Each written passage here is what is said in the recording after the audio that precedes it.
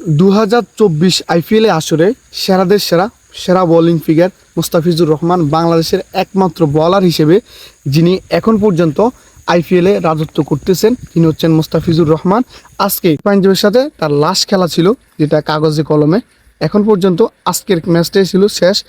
এখন পর্যন্ত বোলিংয়ে সেরাদের সেরা সেরা উইকেট সব দিক দিয়ে আপনি যদি ডট বল বলেন বা উইকেট দিয়ে বলেন, তা এখনও পর্যন্ত মুস্তাফিজের সেরা আছেন বা রয়ে গেছেন।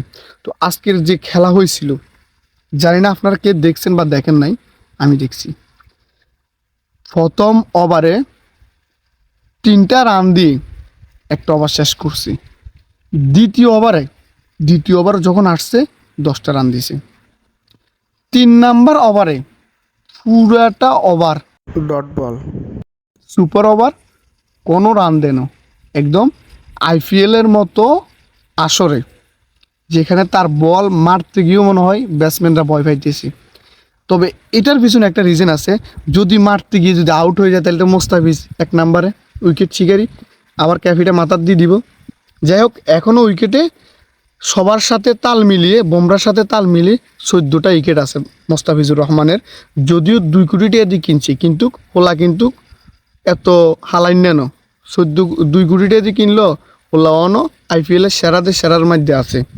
যাই হোক, আজকের যে খেলা হয়েছে এখানে মোস্তাফিজের বোলিং আমাদেরকে একটাই আশা জাগাইতেছে, সামনের যে টি-20 ওয়ার্ল্ড কাপ আছে ওয়েস্ট ইন্ডিজ আর আপনার যুক্তরাষ্ট্রে, ওই দিক যদি বিবেচনা করি আমরা, তাহলে মোস্তাফিজ কিন্তু আমাদের সেরা একটা তলোয়ার হিসেবে থাকবে বাংলাদেশের জন্য।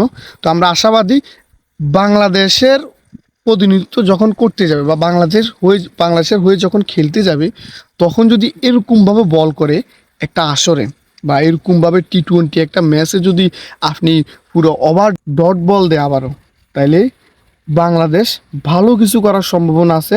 বোলিং ফিগার যদি এখন যেভাবে আছে ওইখানে যদি সেমভাবে কাজে লাগাইতে পারে, তাহলে আমার মনে হয় বাংলাদেশ অনেক ভালো করবেন। তো আমরা অনেক উৎসাহিত বা অনেক আনন্দিত যে আইপিএলের মতো একটা আসরে মুস্তাফিজুর রহমান ভালো করছেন, ভালো বল করছেন, ভালো ডট বল দিছেন, সব কিছু দিছেন, সব মিলাই খুবই দুর্দান্ত।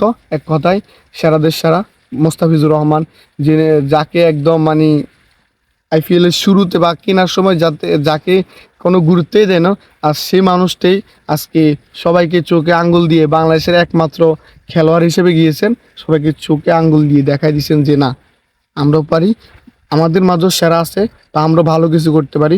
তো দোয়া রইল মোস্তাফিজের জন্য। যদি চেন্নাইতে হয়তো আর দেখা যাবে না তাকে, তো আমরা আশাবাদী সামনের যে সিরিজগুলো আছে জিম্বাবুয়ের সাথে, তারপরে হচ্ছে আপনার টি-20 ওয়ার্ল্ড কাপ খেলবে বা যে সিরিজগুলো আছে এগুলোতে ভালো করবেন। তো সবাই ভালো থাকবেন, সুস্থ থাকবেন, তার জন্য দোয়া করবেন, আমাদের জন্য দোয়া করবেন, বাংলাদেশ ক্রিকেটের জন্য দোয়া করবেন। ভালো থাকেন, চোখ রাখুন বাংলাদেশ ক্রিকেটে।